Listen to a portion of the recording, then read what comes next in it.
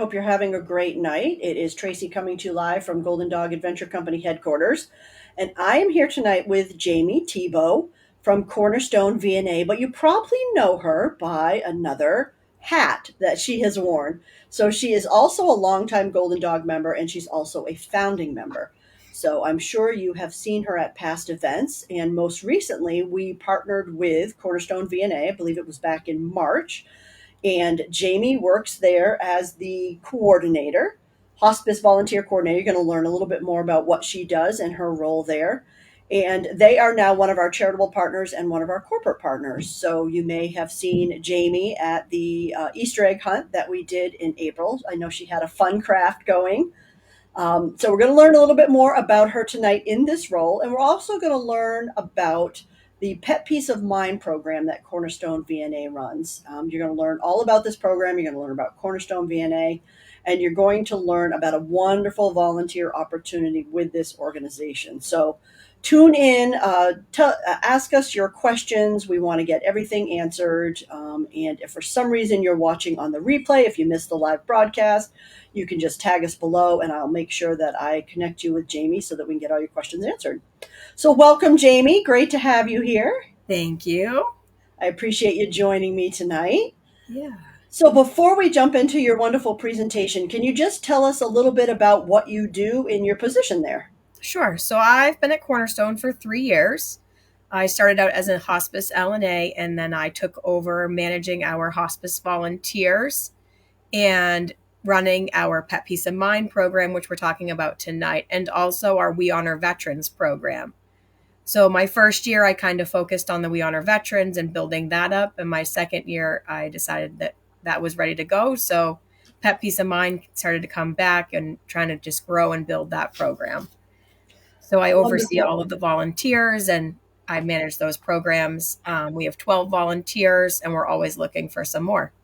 Well, they're very lucky to have you because you are a wonderful member, and I've learned so much from you and your beautiful dog, Cody, who I know has since passed, and now you have Ozzy, who's also wonderful. I'm glad that we've got to meet him. So I think Cornerstone VNA is very lucky to have you, and I'm really excited to work with you in this new capacity. Yeah, so let's jump right into it. I'll put the presentation into the stream, and we can talk about it. So let's see here. All right, there we go. I've got it in, so you can just migrate to your presentation. Yeah, perfect. There we go. I see it. All right. So here's Maureen. She's our spiritual care person. She does our bereavement. She's my boss. And this is her dog, Lucy, who's a therapy dog that visits some of our patients. So just a little bit about Cornerstone. We were founded in 1913. There's 5 programs, which some folks in the community may have utilized or had care family members that have. So home care, hospice, palliative, life care, and community care. We do a lot of stuff in the community to help. We do the foot clinics, blood pressure clinics, flu clinics. There's a lot of education. So if anybody has connections and they want to do a presentation, we have so many that our staff is willing to go out and do. And then we have 200 staff, and most of them are out in the field caring for the patients. Our office is pretty big, but most of our folks are out in there doing the work with the patients. And then we see patients from birth all the way through end of life. Wonderful. Oh, and Jayme, you've got a little tag at the bottom of your presentation. Are you able to X out of that? I didn't know if it was able to hide or... Okay, great. Scooch it over. Didn't want to miss the words. Yeah, is that so Ozzy, I assume? That's Ozzy, yes, outside. So our office is... Nobody can really find our office. Our sign's on Route 11, but we're kind of tucked way back in the woods. Yeah, you guys have a great spot there. Yeah, it's great.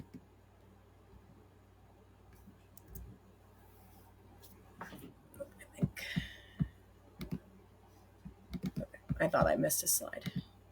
So our service area is pretty large. I know there's a lot of people kind of in that southern area and kind of in the Massachusetts range. But we do we're serving into Seabrook, Epping, Exeter, and then all the way into Effingham, Ossipee, and Tufton Borough, and then a little bit into Maine. And we're growing. We recently expanded into Agunquit, and we're working our way, getting a little bit further into Exeter, Brentwood. They're trying to go into Raymond. So we're just constantly growing. Wow. And there's Ozzy again, proudly riding in the car. Perfect pictures. I love it. He's so cute. So Pet Peace of Mind. This is a program that when I came to Cornerstone, I really loved. It wasn't super utilized. We had some social workers that would kind of tap into it from time to time. But it's a nonprofit that's nationally run. We are a member of them. And I believe it's actually a PetSmart charity.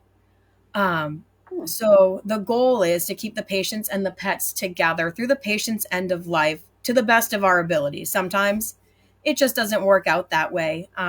But that is the goal. And luckily, we typically have caregivers, patient caregivers that'll step in and help. And then we have our staff and volunteers can go in and help. So, with our funds that we raise throughout the year, we can help offset the cost of basic vaccines and grooming, food and litter and enrichment items. We had a dog that, whenever his mom had to get her dressing changed, he would just be so upset and he hated having the nurse go in there. So, to block him off, they'd have to gate him, but he would still stand there and bark, bark, bark, bark at everyone, and it wound the patient up. And of course, the dog got all upset. So we ended up getting him some different enrichment things to help distract him when his mom was getting care. And then we also help make a plan for the pets when the patient either passes or they can no longer keep the pet if they have to move into an assisted living or a nursing home. Sometimes family can't keep the pet. Sometimes they can, which is always best. The pet stays with somebody that they know.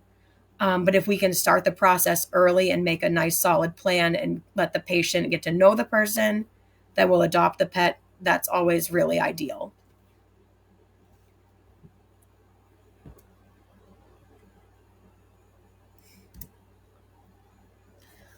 So our Pet Peace of Mind volunteers, they can walk and provide basic care for the pets. And it's typically cats and dogs. We've had a few little birds. So far, while I've been there, we haven't really had anything too crazy. We have a patient with a couple bearded dragons. So when I heard about that, I was like, is that something that they're going to need help with? Because that's kind of a unique situation. So I want to make sure we're ready to handle two bearded dragons when the time comes. They can assist with transportation to the vet or grooming. We've had volunteers that they were in the house and they noticed that the pet was limping.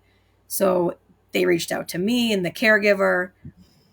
And they actually handled making the vet appointment and getting the dog to the vet and all of that. So that was a huge help for me in the office and not have to try to coordinate with the patient and the caregiver who was out of state and somebody that was going to get the dog. The volunteer just said, okay, I'll do it. And she handled everything for little teddy bear and got him to the vet. Oh, that's very nice. It was great. It was just couldn't have asked for a better situation for it because poor Teddy was just a mess. Like I said, they can help with planning for when the pet, where the pet goes. We've had staff step in and adopt pets or foster pets. We've had volunteers offer to foster, and we're always looking for just options if we need to place a pet just temporarily. And then they can provide companionship to the patient. And I know that's kind of a little bit scary for some people.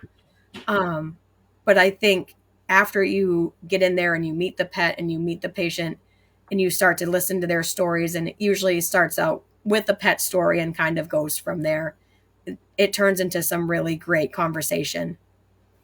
Well, and I can imagine too, just being that reassurance to the patient that their pet is being well cared for. I mean, that in and of itself is just so huge.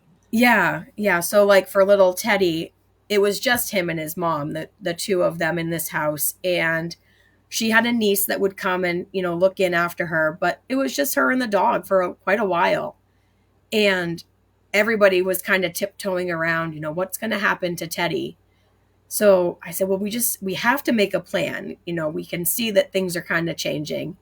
And I went in there and I sat down and I said, I'm not trying to make this sound scary. We just want some information to know and make a plan for Ted. And we did the whole thing. And after, she goes, oh, I feel so much better now. Oh, Somebody's good. going to really take good care of him. And I know you'll make sure of that. And it was a relief that she didn't know that she needed, because she loved this dog like he was her own tiny baby. So for the training, because you are a hospice volunteer, you have to do the full hospice training. But we just started doing a remote option because I know that that was a barrier for people. So there's dementia training. There's 6 hours your first year, and there's our veteran specific training. Those trainings are, you don't have to click through them. So it's kind of nice. You can just put them on while you're doing something else and listen to them. Because 18 hours sounds like a good chunk of time to sit and commit to something, but you can do it, on your own time, on your own schedule, if you do the remote option. And then if people wanted to do a small group, we could do either a hybrid or an in-person training session. And then there's HIPAA, boundaries, infection control, all the, the necessities that we have to do. And then some things about, how to, start conversations with people, just some other like volunteer tidbits to help people be successful out there in the field. Well, and I love how much the training has evolved, because I went through the training 9 years ago when it first started, and it was, boy, what, maybe 3 to 4 hours. We were in a little room in Newmarket Mills. And I still thought it was a wonderful program. And, well, the training was comprehensive at that point, but I love how much you've added to it. I love that it's a little bit more training on the hospice side than it Yeah. was. So kudos to you guys for growing it so much over the years. Yeah. So with our hospice, people probably don't know this. Volunteers have to make up 5% of all billable hours. So as a Pet Peace of Mind volunteer, their hours count towards our monthly, what we have to make for a quota. We have to have 5%. So that's why it's so specific, because it's a requirement. We have to have volunteers. Yep. So without them, we couldn't run. Yeah. And we average about 7% a month. Our volunteers are pretty busy, even though there's only 12 of them. Wow. Okay. So a few other things that are required. Once you fill out an application, we'll send in for a reference check. They just changed for our TB test. It can be done at a walk-in clinic. I believe it's Convenient MD, and it's whichever one is convenient to you. A driving check, a background check, a BEAS is a Bureau of Elderly and Adult Services, and then a photo for your badge, because everybody's required to wear a badge while they're working. And these ideally would have to be done at the office, or if they need to be notarized, they would have to be notarized and then mailed back to us. But we can always figure out if it's easy for me to meet somebody at an event. We can do it that way too. Okay. And then these are some of the pets that we've helped. This big white dog here is Bella. Bella lived with her mom and her mom's family, and she had some kitty siblings too. So we would send food. Bella and the cats got food and litter a couple of times. Pet Supplies Plus in Somersworth, when they did their Christmas donations, they gave us some stuff. So I think Bella got a nice little Christmas haul one year. And then she had quite a few caregivers in the home, but everybody was sick with the flu. And they live in an apartment and couldn't take Bella outside over the weekend. And they all just felt really, really lousy, including the poor patient. So one of our volunteers went over twice a day over a weekend and quickly ran in and snagged Bella, took her out to do her business and for a little walk, and then pushed her back into the door and ran before she got sick from the family.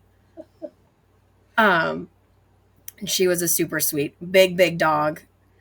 And then Atticus and Scout, they lost their mom somewhat pretty unexpectedly. She was in the hospital when she came onto service with us. And the family, they were all kind of from out of state, and they had all just come in. They lost their sister. So they weren't really sure what to do, especially because of the Bernese Mountain Dog was so big. And to get him from where they were out a couple of states away on an airplane just was not something that they thought was going to happen. And then somebody else had a reactive dog. So they couldn't, integrate these two guys into the home. So we helped kind of network and try to make a plan for them.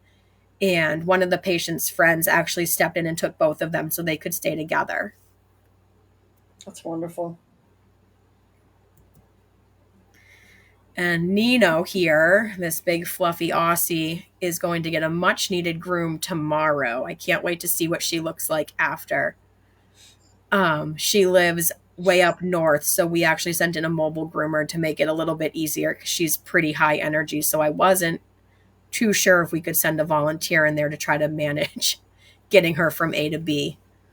And then there's Teddy, who I talked about a little bit earlier, and Teddy received many benefits from the Pet Peace of Mind program.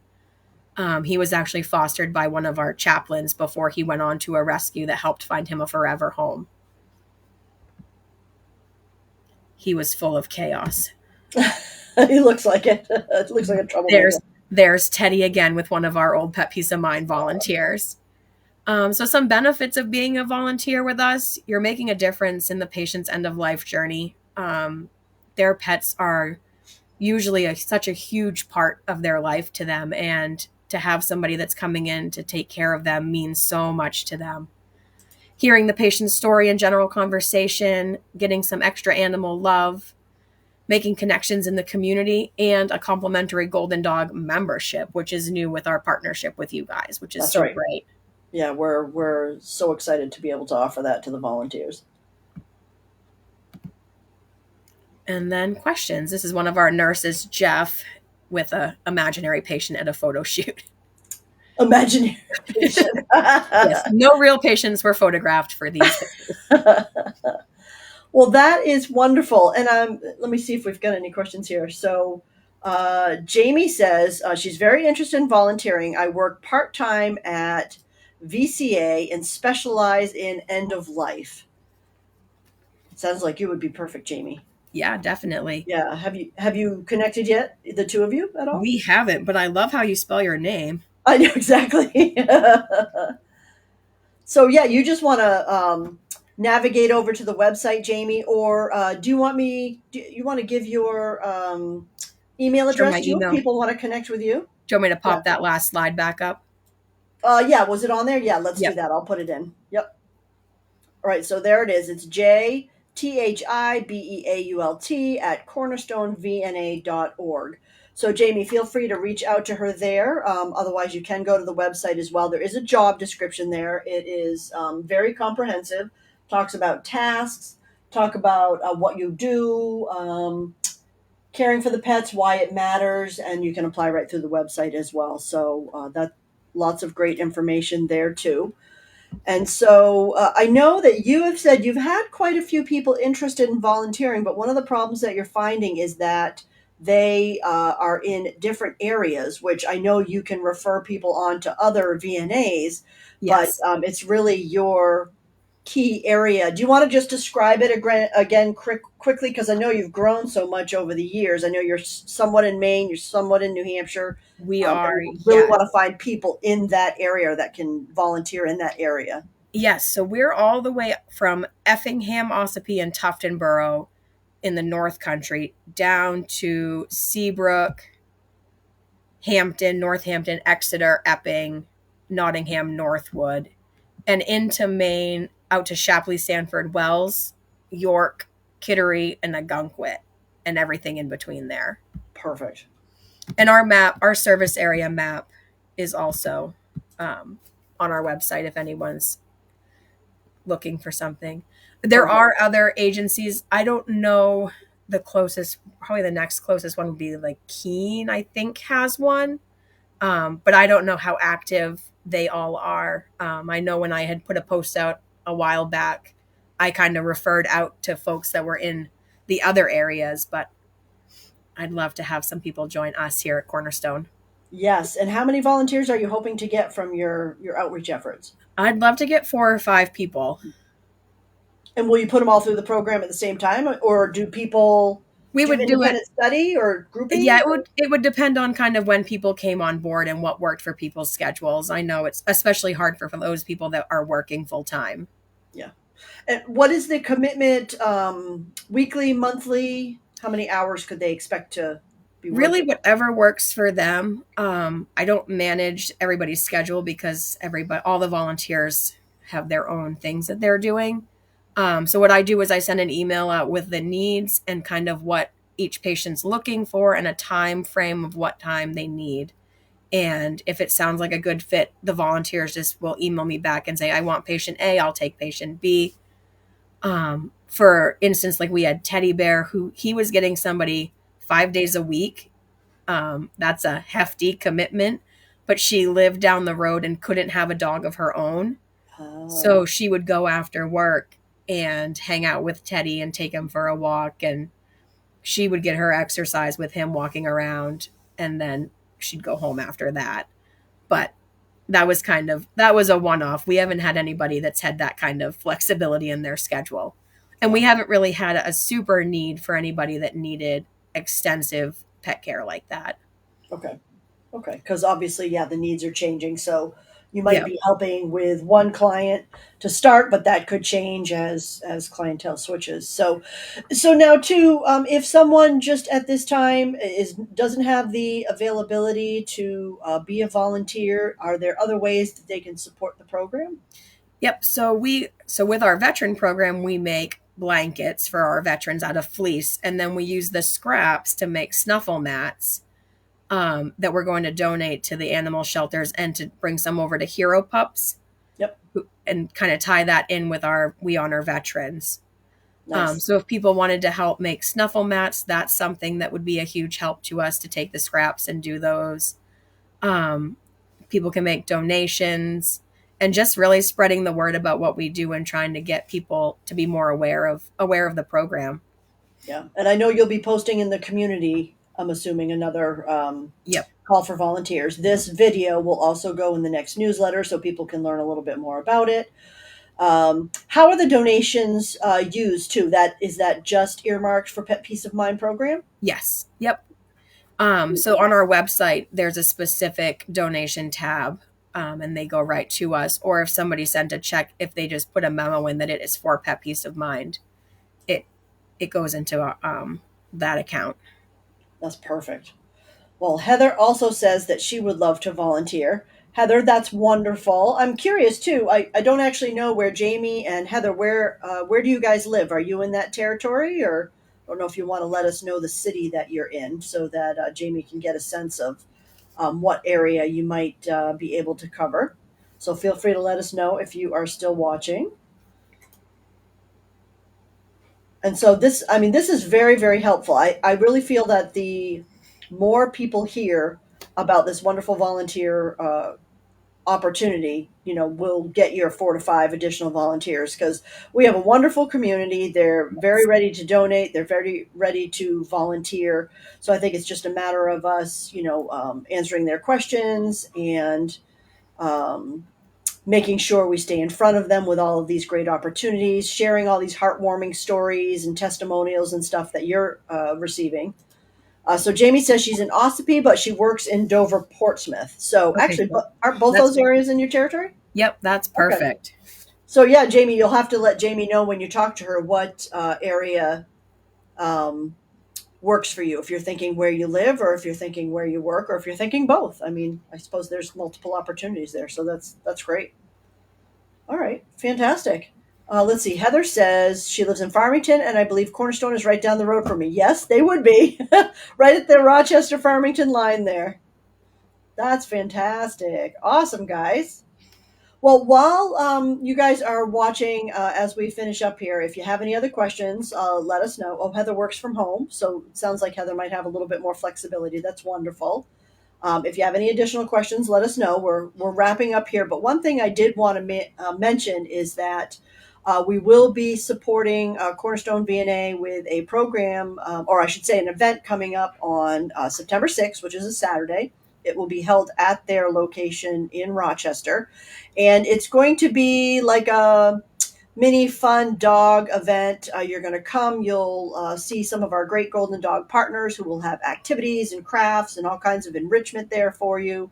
And you'll be able to learn more about Cornerstone VNA, fill out an application if you're interested, talk to Jayme in person, and just get a sense of the area. And just bring your dog and hang out. We're going to have food trucks. It's going to be a lot of fun. So it's just another great way to have you come in and learn all about this wonderful organization. So that should be posted on our website soon as we kind of finalize our partners who are going to be involved in all the fun activities you'll be able to do that day. There is no cost for that. It is RSVP only, though, just for safety reasons. But we'll get that information up. And if you're interested in joining us, you can grab one of those free tickets. Oh, Heather's writing it down on her calendar. Good. It would be good to see you there, Heather. Awesome. We appreciate the support. All right. So as we're wrapping up, Jayme, any final things that you want to tell the audience about volunteering, about donating, about the organization as a whole? I think if anybody just has any other questions, to just reach out on an email, check out our website. There's so much information there. You can just kind of poke around on there for donations to add to fill out an application. And yeah, if they just send me an email, and happy to get people started. That's perfect. And a very, very important question. Will we be able to meet Ozzy on September 6th? I think so. Oh, that'll be wonderful. All right, Pat the Aussie. Awesome. Well, thank you, Jayme, for taking time with me tonight to Thank talk you. about your wonderful program. I appreciate it. Again, if you guys have questions, if you're watching on the replay, just tag us. We'll get you the answers you need, and we'll get you more information about that event coming up on September 6th within probably the next week or so. All right. So thanks again for watching and for your questions. We appreciate it, and have a great night. Thank you. Night, everybody.